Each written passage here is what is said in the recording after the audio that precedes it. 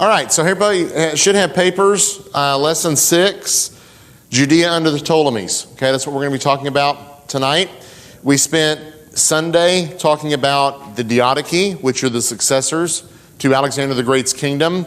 And we talked about all that very complex and complicated history, and that was the very shortened, simplified version because it is a lot more complex than what we did in class.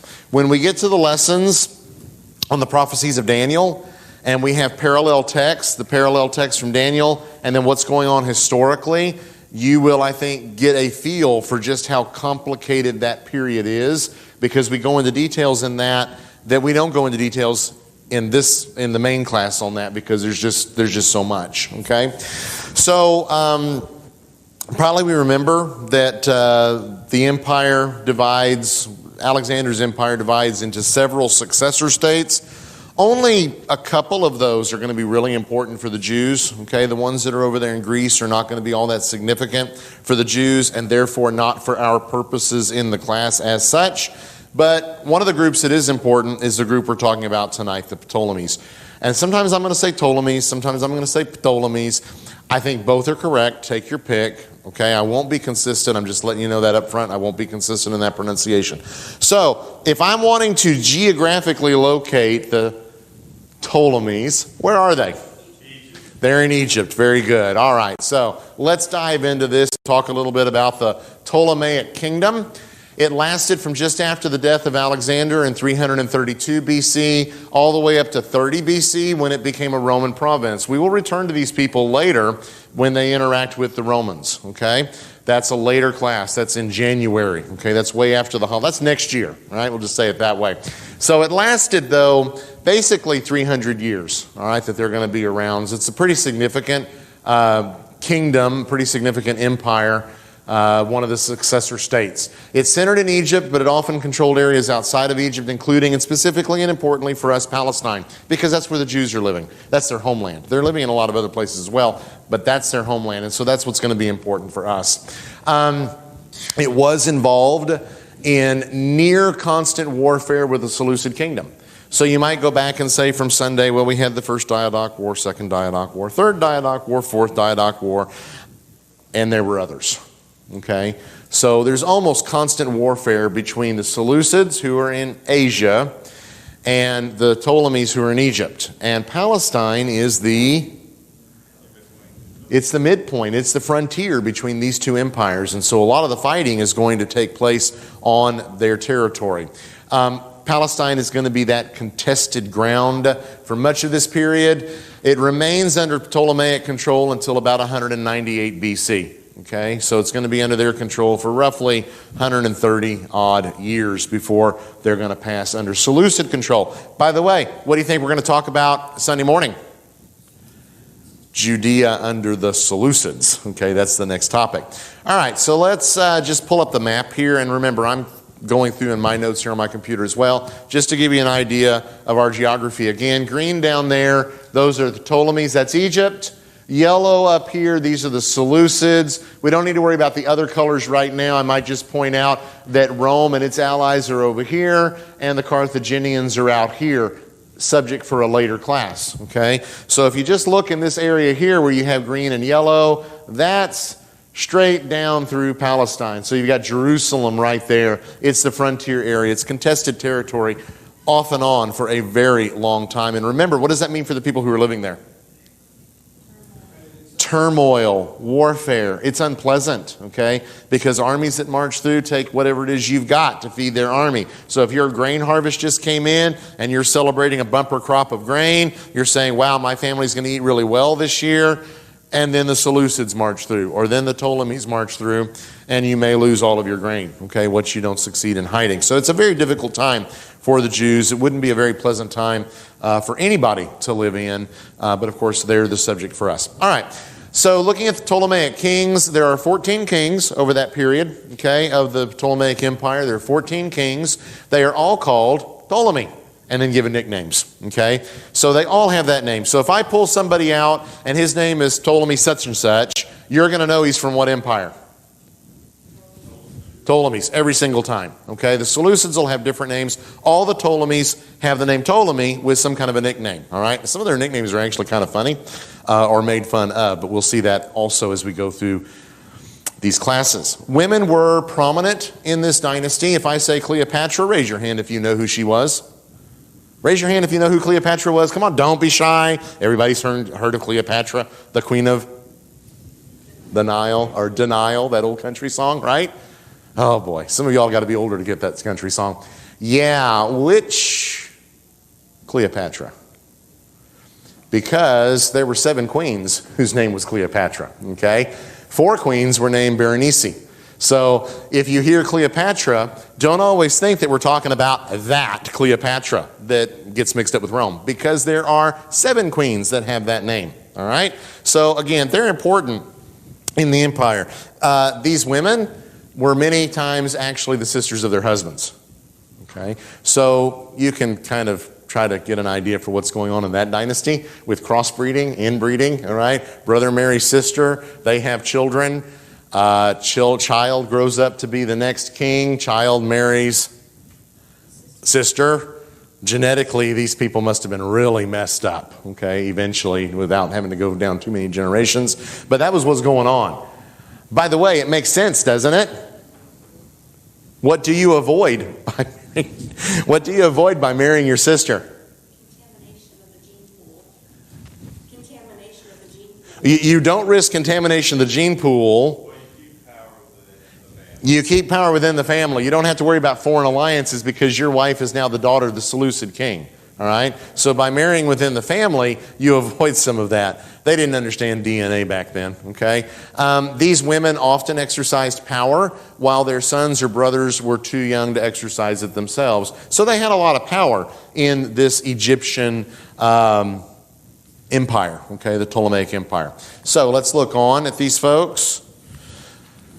As far as the Ptolemaic kings are concerned, their focus tended to be on consolidating power in Egypt. Egypt is a very wealthy area in that time of the ancient world. They grow a lot of grain. They grow more grain than they actually need. They're going to be really important from that standpoint later for the Romans, because Italy does not historically grow enough grain to feed its own population. But Egypt grows more grain than they need. So the Romans will be very interested in Egypt. It will help them to feed their population. But the Ptolemies are very focused on what's going on in Egypt. They're not really focused on doing anything else outside of Egypt, except if it bears a direct result on Egypt, hence the Seleucids, because they're right next door. Hellenization is also not a primary emphasis of these kings. Okay? Remember, Alexander, he says everything Greek is great, everything that's not Greek is not great. Okay? And everybody should understand that, and everybody should learn to think like Greeks, talk like Greeks, dress like Greeks, act like Greeks, worship the Greek gods, etc., etc., etc. That's Hellenization. That's going to be really important for some of the Seleucids. The Ptolemies, really couldn't care that much about that at all, right? That's going to result that they're going to have less of a problem with the Jews than the Seleucids will, even though their relationship is not problem-free. All right, so our first Ptolemy that we're going to look at is Ptolemy the First Soter. That is his nickname, okay? So you might just remember Soter, okay, without the first part of that. He rules as king from 306 to 282 BC. Significant in his reign is it in 312 BC, and I know that's actually before he becomes king, but nonetheless, okay. 312 BC, he captures Jerusalem. Josephus records Agatharcides' account of this in his work against Appian. So we don't have Agatharcides' account, except that Josephus records it in his book, all right? What we learn from that is that he settled a large number of Jews in Alexandria in Egypt. So again, we see Alexandria. Alexandria is founded by who? Alexander the Great. Alexandria is going to be really, really important for the Jews of the intertestamental period. And that importance is going to carry through to the New Testament period as well. So he settles a large number of Jews down here in Egypt. Just come down here to Egypt and live. It ends up being recorded in a work called the Letter of Aristeas. We're not going to read that in class. You can look that up online if you want to. It's available online. He ends up settling about 100,000 Jews in Alexandria, and I guess maybe around Alexandria as well. That's a lot of people to get resettled, isn't it? The nearest equivalent to that in Jewish history would have been what? Those captivity groups that are going off to Babylon, okay?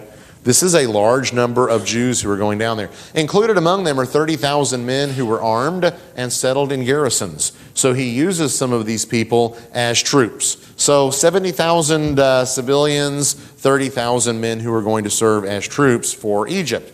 That's what he does. That's important because of getting all those folks down there. All right, so this is Josephus' account of that. He says, he, that's Ptolemy the first Soter, also seized upon Jerusalem, and for that end made use of deceit and treachery. For as he came into the city on a Sabbath day, as if he would offer sacrifice, he without any trouble gained the city, while the Jews did not oppose him, for they did not suspect him to be their enemy. And he gained it thus because they were free from suspicion of him, and because on that day they were at rest and quietness, because it was what? Because it was a Sabbath. And when he had gained it, he reigned over it in a cruel manner. So the Jews are not resisting because it's a Sabbath day, and you're not supposed to work on the Sabbath day. And he takes advantage of that. Let's look on. This is part of a larger quote. It's going to take 2 slides, okay? There are a people called Jews who dwell in a city, the strongest of all other cities, which the inhabitants call Jerusalem, and are accustomed to rest on every 7th day, on which times they make no use of their arms, nor meddle with husbandry, nor take care of any of the affairs of life, but spread out their hands in their holy places and pray till the evening. Now it came to pass that when Ptolemy, the son of Lagus, came into the city with his army, these men, in observing this mad custom of theirs, instead of guarding the city, suffered their country to submit itself to a bitter lord. And their law was openly proved to have commanded a foolish practice. By the way, this is obviously not someone who's real friendly to the Jews, okay? So let's read the rest of the quote. This accident taught all other men but the Jews to disregard such dreams as these were, and not to follow the like idle suggestions delivered as a law, when in such uncertainty of human reasonings, they are to lost what they should do. This is recorded in Josephus' work against Appian, but he is quoting that Greek author, okay? And the Greek author looks at this and say, what, are you people stupid? Okay? You've got a religious practice and it causes you to get conquered because you're not taking up arms and defending your town when the enemy comes against it. Okay, I want you to remember that. I want you to remember that. Because when we get to a period in the intertestamental period where the Jews are going to rebel against their Seleucid overlords, this question is going to come up again. Okay? And so I want you to remember that it's already an earlier question back when they're under the control of the Ptolemaic kingdom. It will be a question later when they are fighting against the Seleucids. All right, so let's go on here, looking at these rulers over Palestine. Our second one then is Ptolemy II Philadelphus. We could probably figure out what that name means, right? He loved his brother, or something like that. It's brotherly love, all right? He reigns from 282 to 246 BC. That's a relatively long reign for kings in the ancient world. According to Josephus, it is this individual, this king, who ordered the translation of the Old Testament into Greek. All right? That's significant. That Old Testament translation is known as the Septuagint. The Septuagint is the Old Testament for the first Jewish Christians who are Greek-speaking. And in fact, roughly half, a little bit more than half of the times that the New Testament quotes from the Old Testament, is it quoting from the Hebrew or is it quoting from the Greek? It's quoting from the Septuagint, from the Greek. Okay? So this is a pretty significant thing, that this king, according to Josephus, is the one that orders it translated. It was done, again, according to Josephus, so that it could be placed in the library in Alexandria, because this was a gathering place of all knowledge of the world. Okay? Whoever's got some stuff that we know, we bring it here, we get it in writing, and of course the scriptures of the Jews were important. Remember, how many Jews get settled under the previous ruler in Alexandria? 100,000. These are now a significant people among the populace of Egypt. All right, so we're going to talk more about that later in class, so we'll just go on from there. Our next king is Ptolemy III Euergetes. Don't quote me on the translations or the pronunciations. He reigns 242 to 222 BC. So not too shabby, but shorter than Philadelphus. All right. Then we have Philopator. He reigns 222 to 204. Pull up the next point. In 217, under his reign, there is the Battle of Raphia. That was a Ptolemaic victory over the Seleucid king Antiochus III. We'll talk about him next class. This is the setting for the third book of Maccabees. Now, if you're sitting there right now wondering, well, what in the world is the third book of Maccabees? The third book of Maccabees is Jewish apocryphal writing from the intertestamental period. We'll talk about that in a later class as well, okay? But when you read third Maccabees, if you should have a mind to do so, you can find that online as well.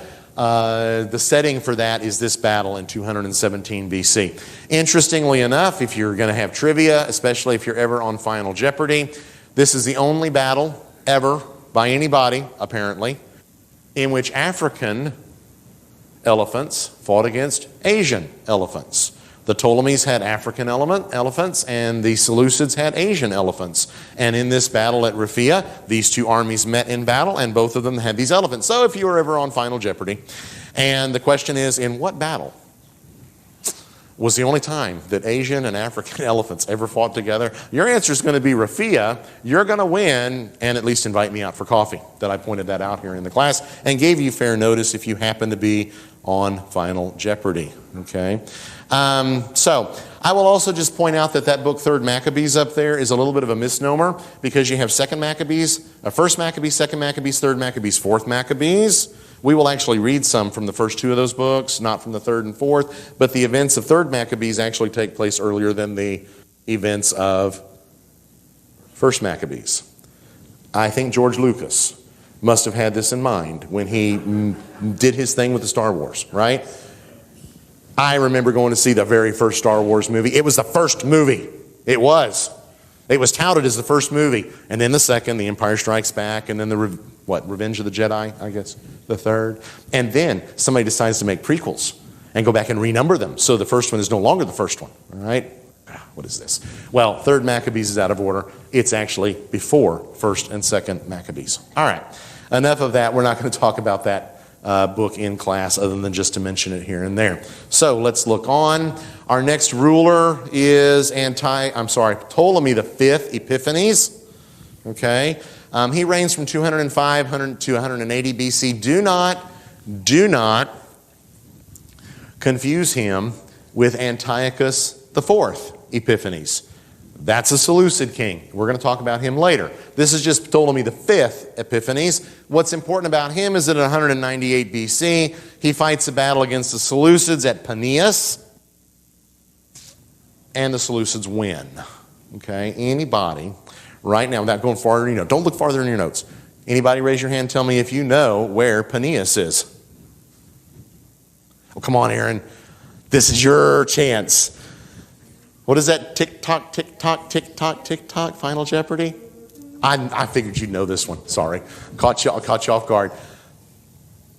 Caesarea Philippi is the name of this town in the New Testament. Okay? It's Paneas or Bunnius. It's all the same. Caesarea Philippi in the New Testament, okay, is what it's named at that point in time. We'll see some pictures here in just a second. All right, I'm actually going to, right now, as a matter of fact, if I can get that to come up. What did I? Okay. All right, so last point there. The Ptolemaic kingdom would remain independent to varying degrees until 30 BC. Okay, so we just kind of wrapped that up. Let's look then at where the location is of the battle. This is the Hula Basin viewed from the northeast. This is way, way, way, way, way up north in Palestine. Okay, so if you look way off in the distance, okay, you got to kind of visualize this. You're looking at the Hula Basin from the northeast. So not from the south, but from the north and a little bit to the east. And off in the distance, you have Upper Galilee. Right? That's an area we're familiar with in the New Testament, particularly.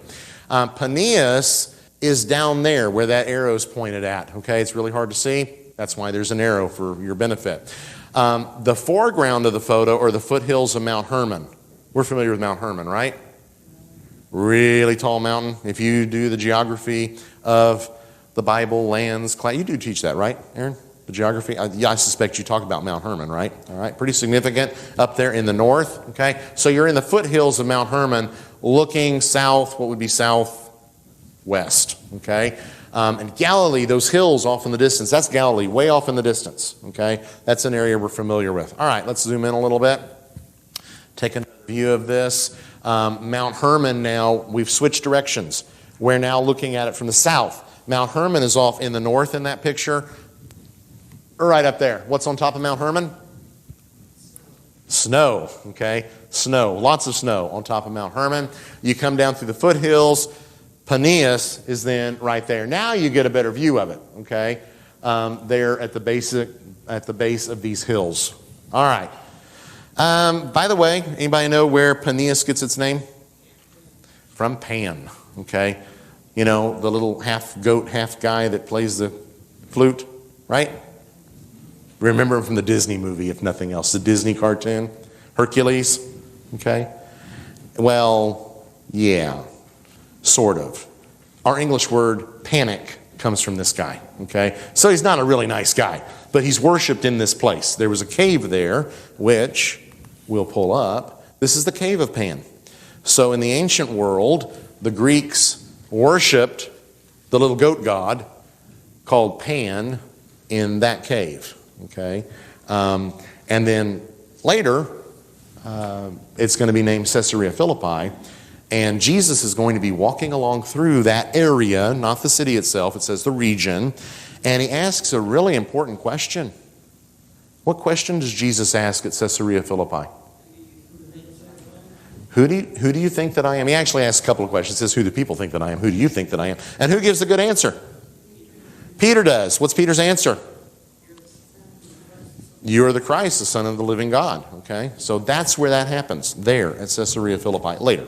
Okay, all right, so important battle fought there. It means the Seleucids are going to control Palestine. That's when Palestine passes into their control. And I will tell you, they would probably look back with fondness when they were ruled by the Ptolemies, because under the Seleucids, it's not going to be very nice. All right, so some notable Jews of the period.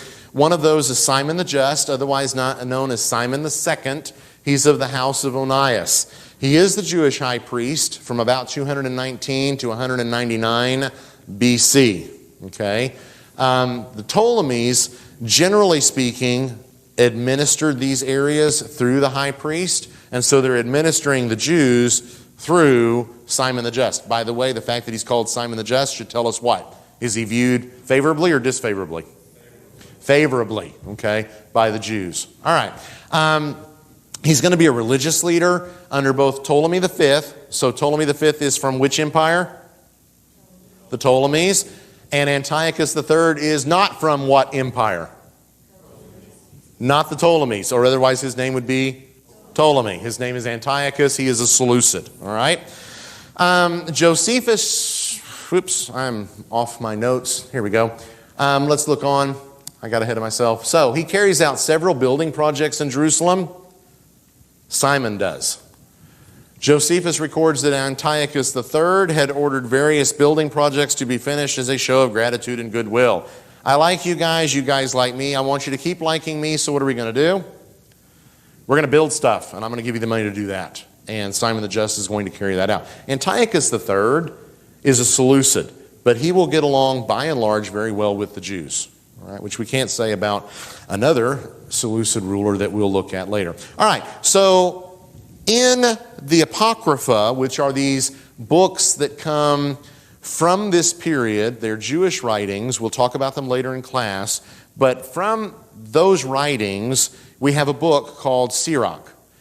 Sirach is actually found in Catholic Bibles in the Old Testament. It's not found in our Bibles. Okay, but I happen to have a version of the Bible that has these in them, and so if you will now take your papers and go to the end of those handouts, all right, I have provided that reading up there, Sirach 51 through 24. Cynthia? Is it common for the Jewish priest to be carrying out building projects? It is if he's ruling the people. And they're administering the people through him. Okay, Antiochus is going to keep doing that. Right? All right, so have y'all found that in your papers now? All right, I'm going to read it. And it should read exactly how y'all's read, okay? So the leader of his brothers and the pride of his people was the high priest Simon, son of Onias, who in his life repaired the house and in his time fortified the temple. He laid the foundations for the high double walls, the high retaining walls for the temple enclosure. In his days, a water cistern was dug, a reservoir like the sea in circumference.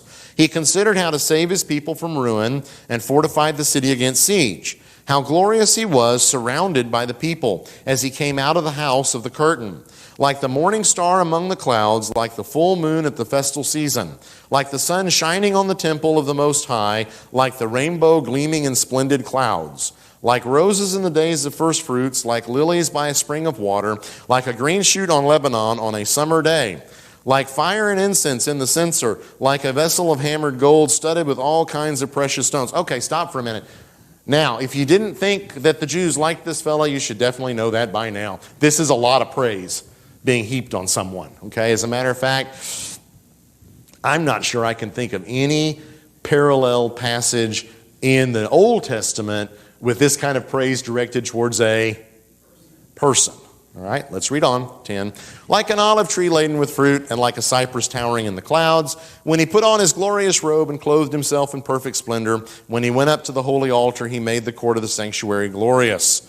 All right, we could keep reading, but we're not. You get the point, okay? So Sirach, which is this book that comes out of the intertestamental period, the author devotes an entire chapter of that book, chapter 50. There are only 51 chapters in the book, okay? He devotes an entire chapter to Simon the Just, okay? We probably, unless you study the intertestamental period, have never heard of this guy. But he's really important among the Jews during this period. All right, let's continue on then. Our second guy that's a notable Jew of this period is a fellow whose name was Joseph. I'm sorry, not Josephus. Joseph. He is of the house of Tobias. He wins the right to collect taxes in Judea. By the way, how do you win that right? You buy it. That's exactly right. The Romans will have a specific system for doing this. But just in general, in the ancient world, I mean, the Romans didn't come up with that out of nowhere. They didn't pull that out of thin air. Yeah, you buy the right to do that. Well, why would you want to buy the right to collect taxes in Judea? Because you have to send money to the other people, but you get to keep some. You have to send money to the other people. You get to keep some of it. Oh, but boy, I'll tell you what.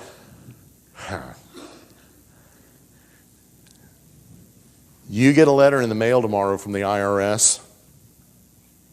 Let's just be honest.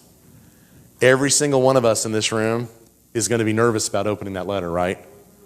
We know we do our taxes. We maybe even have accountants that do our taxes. So we're not, in theory, worried about it. But you get a letter from the IRS, you know what? They're not. I actually had a letter from the IRS one time that gave me money, believe it or not.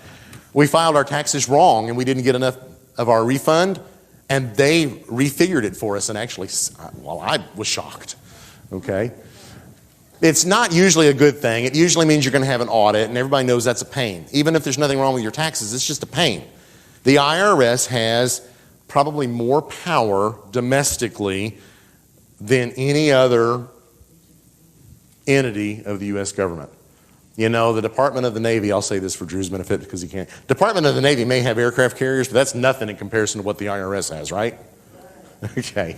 So he wins the right to collect taxes. That's going to get him wealthy, and that gives him power. And people are going to be afraid of this guy because if you run afoul of him, you might just have the equivalent of an Old Testament audit or an intertestamental audit, I guess I should say. All right. So it is usually sold again to the highest bidder. Whoever bids the most money is going to win that right. He carried out his duties ruthlessly.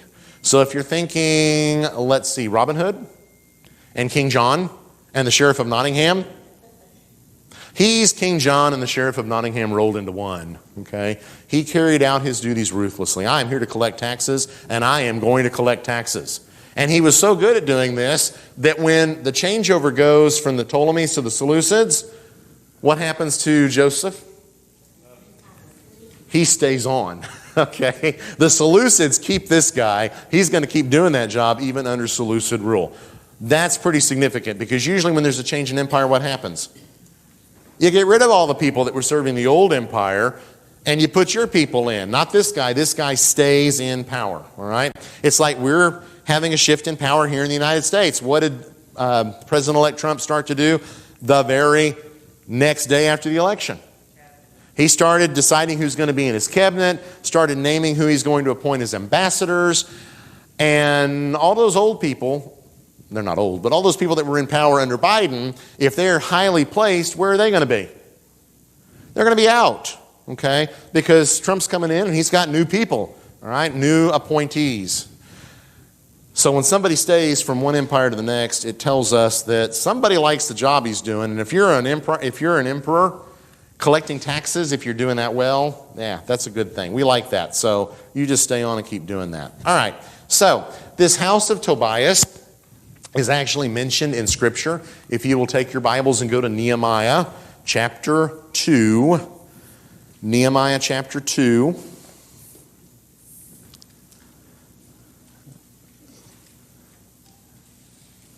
And verse 10. Nehemiah chapter 2 and verse 10. But when Sanballat the Horonite and Tobiah the Ammonite servant heard this, it displeased them greatly that someone had come to seek the welfare of the people of Israel. So how would we categorize Sanballat and Tobiah in the days of Nehemiah? Friendly or unfriendly towards what the Jews are doing? Unfriendly, okay? It is this house of Tobiah, okay, that later is going to produce Joseph, all right?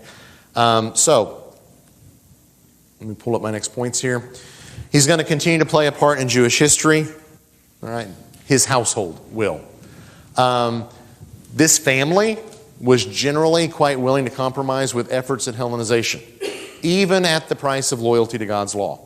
What's going to happen later, and we're going to see this in the class, is you've got the Greeks, the Seleucids, who, they don't like the Jewish law. They think it's silly, okay? Why are you worshiping this God, all right? Worship our gods. They're much better. And don't do all these silly things that this God of the Old Testament, Jehovah, whoever that fellow is, has told you to do. Well, some Jews are going to do what people everywhere do when they find themselves dominated by a foreign power. They're going to fold, they're going to cooperate, they're going to do whatever it takes to survive and get along. Some of them will realize, hey, not only can we survive and get along, we actually might get rich. Then there will be other Jews who will say, we are not going to compromise with God's law. This will create a dichotomy or a division in the Jewish nation. Eventually, it's going to lead to rebellion and basically what ends up being civil war. Okay, in the intertestamental period, between those two outlooks towards what to do about this whole question of Hellenization. All right, the house of Tobias, that family started by this Tobiah from Nehemiah 2:10, continues on into the intertestamental period. They're going to be of the kind that compromise to get along, and then compromise to profit.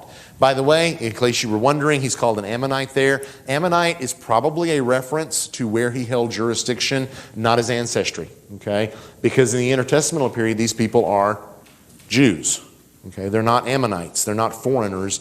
They're Jews. And so probably, going back to our Tobiah here in Nehemiah 2:10, the fact that he's called an Ammonite probably is a reference to where he holds power, okay? Under the Persian government. All right. I thought that was going to take us forever tonight. That's because y'all have not had any questions. Yeah, we can't do that. We got to have questions. Okay, John Furtick's got a question. Make it a hard one, John. Was Simon the Just a Levite or not? Was he what? A Levite. I have no idea whether he was a Levite. However, I would suspect he was because he's so highly regarded by the Jews. Now, there's going to be lots of high priests during this period and even in the Roman period who are not Levites. Okay? And the high priest office was supposed to be a lifetime appointment. What we're going to see under the Greek overrule of these folks is that it's, you're there for a while, I don't like you now, somebody else is paying more money to be high priest, so you're out, he's in. It will become a political office that will be bought and sold. Which, again, that kind of tells you what kind of people are then occupying the high priesthood. But given the fact that Simon the Just is so highly regarded by Jews who are contemporary with him, my guess would be that he was almost certainly a Levite. Good question. Any other questions? Okay, Aaron's got one. Not trying to quabble, but Nehemiah 13 makes it pretty clear that Tobiah was an Ammonite, because it talks about how it says no Ammonite or Moabite will have a part, and then he goes and talks about how Tobiah married the son of, or Tobiah's daughter marries the son of the high priest of Israel, and even the high priest set up a quarter for him in the temple, and he threw him out because no Ammonite or Moabite can have a part in Israel. That's in chapter 13. Who does he marry? Tobiah's daughter marries the son of the Jewish high priest. Okay, so maybe Tobiah himself would be an Ammonite, all right? But by marrying the daughter of the Jewish high priest, what would his descendants end up eventually being considered? Well, I think he was part of that list who got excluded, the foreign women who got kicked out. I think that's the context here that it's talking about. So I don't think it was a legitimate marriage. I think that's the point here in Nehemiah, isn't it?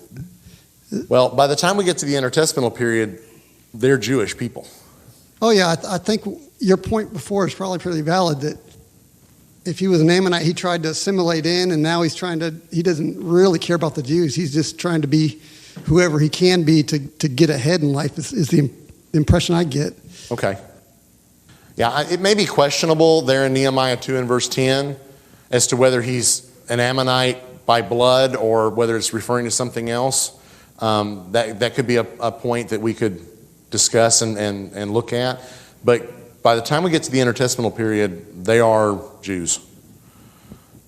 And he holds that position as a Jew. So, and it's probably based on intermarriage, because there wouldn't be any other way to become Jews down the road. I don't know that the Ammonites would ever have been forced to accept circumcision. The Edomites will. That's how we get Herod, the king of the Jews, even though he's not ethnically related. Well, he's ethnically related, but very distantly so, to the 12 tribes. But then under the Maccabees, which we'll get to, that's the intertestamental period as well, they're all forced. It's not willing. They're all forced to be circumcised. And he comes out of that background. Okay? Good comment. Any other questions or comments? Over here.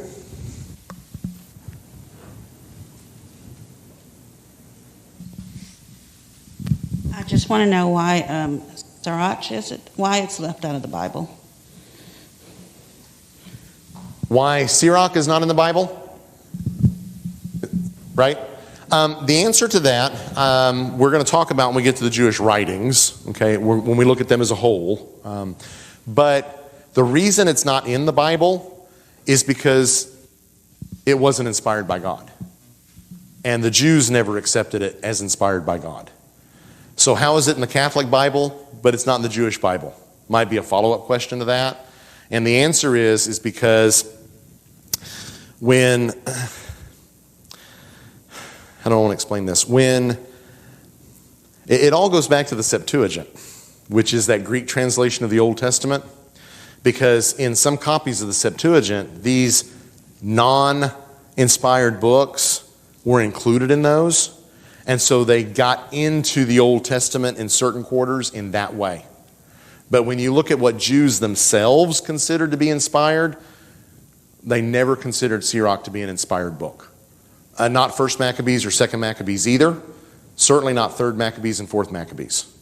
And there's a whole list of these. We're going to talk about these in the class. It's not just separate books. They're actually extra chapters in the book of Daniel in a Catholic Bible, not in our Bibles. Okay? Again, chapters that the Jews did not consider to be from God, but kind of got in there through the back door. They got in there through the back door.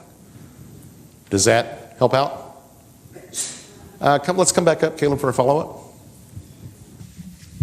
So who's the author for this book here? The authors? Yeah. Sometimes we know who they are, sometimes we don't. So Sirach, that's actually the name of the guy that supposedly authored the book. And that's probably the actual name of the guy that did it. But like the extra chapters in Daniel, we have no idea where those came from. So it's, when you're looking at the question of what's inspired and what's not, when it's a Jewish book and the Jewish people themselves don't consider it to be inspired, and only somebody comes along later and considers it to be inspired, that's pretty powerful evidence that it's not actually inspired. And even though these books are in the Catholic Bible, they are not given the same level of authority as the other books are. So they're there, but they're kind of in a lesser position. Does that make sense? So it's like, we're going to put them in there, and they're okay for some things, but not okay for others. One thing that's found in these particular books is the idea of praying for the dead, from which the Catholic Church partially gets the teaching of having masses for the dead. Okay? That idea is not found anywhere in the Old Testament. It's not found in the New Testament either. The only place that it's found is in one reference in a Jewish apocryphal work that is in the Catholic Old Testament. So that immediately puts that doctrine on very shaky ground, like really shaky ground, because there's no scriptural basis for it. But they got in there because they were important. The Jews preserved them because they're a part of their history, but the Jews didn't recognize them as being from God. Okay? It gets really difficult when you talk about the Apocrypha because we talk about it as a whole, but each book is a little bit different. So, for example, 1st and 2nd Maccabees, they're not inspired, all right? But they are great historical primary sources. So if you want to know about a particular period of the intertestamental period, you can go to the 1st and 2nd Maccabees, and that is the primary source. I did a paper in college on the Maccabees, and my primary source was 1st and 2nd Maccabees. And the professor never even blinked an eye on that because he knew basically that's the only historical source we have for that time period. Then you got 3rd Maccabees and 4th Maccabees that are just way out there in left field somewhere. They're not even in the ballpark. They're not even, it's not left field. They're not even in the ballpark because they're so different than the others. So we talk about them as a whole, but really to a large extent you have to look at them as individuals. Rusty. I was just wondering, the Jewish civil wars that you mentioned, was that a continuous thing, or is there several civil wars? It seemed like there was some civil war going on, of course, with the Romans a little bit later on. No, the first one's going to come into the Maccabees. So it's sort of off and at on. the beginning of the Maccabean period. Okay, as a matter of fact, the Maccabean revolt against the Seleucids is going to be a revolt against the Seleucids, but it's also a civil war among themselves. Okay, so And the Jewish revolt against Rome later, much later, is going to be the same situation. You've got the Zealots who are leading the rebellion, and then you got the Sadducees that they've done really well under Roman control. And so you end up having fighting among the groups as well. they pretty much control the temple too, did they not? The Sadducees? The Sadducees will control the temple during that period. It's a lot like the American Revolution. Yeah. What are we all taught in school? That it was all the Americans fighting against all the British, and the Americans won, which they did. That is such an oversimplification of our history. It's not funny. The American Civil War, or the American Revolution, was a civil war. There were loyalist units that served and fought alongside the British. Where did all those people go at the end of the war? Canada and eventually England. Okay? I'll just say, that was our first bell, right? When Trump says Canada wants to be the 51st state, oh no, they don't. They have zero desire to become a part of the United States. Okay? Those are the descendants of the loyalists. All right? They have no desire to get back down here with us traitorous rebels again.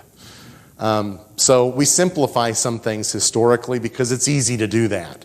But usually when there's a revolution, it's not nearly as simple as we sometimes think. We just don't have them around because they all left.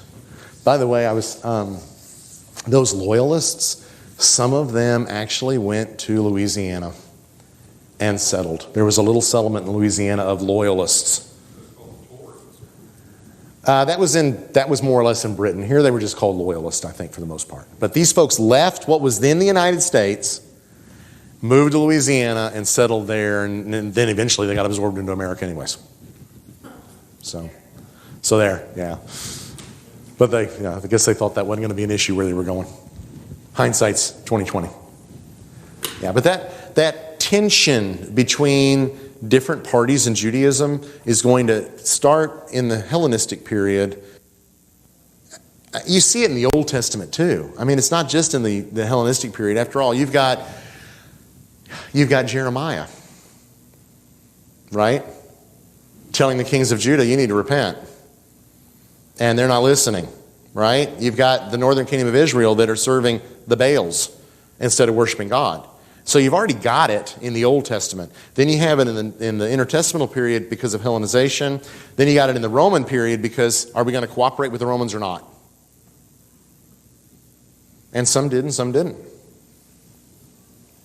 And then when there's actually a rebellion, you end up having civil war between the factions. Josephus, by the way, starts out as a Pharisee. Yeah, I think he was a Pharisee. He is leading a garrison that's fighting against the Romans. He ends up getting captured. Now, we would normally think they'd do what with him? Crucify him, right? Oh, no. Josephus is smart. He gets along well with the Romans. He decides to help them. His countrymen hate him for it. But he will survive the war. And we call him Flavius Josephus for a reason. That wasn't really his name. He takes the name Flavius because of the Roman Empire, or because of the Roman emperor when he changes sides. Same thing with the Sadducees, Pompey. You'll see that a lot in this period. That people are trying to figure out what side they're going to be on, and causes problems. Any other questions or comments? Okay, so that was our first bell. So we can go ahead and close the class, and I don't feel like I've let you out too early. Sunday morning, we're going to cover Judea under the Seleucids. That's not going to be a very good period for the Jews. Okay, lots of problems in that period. All right, thank you all very much.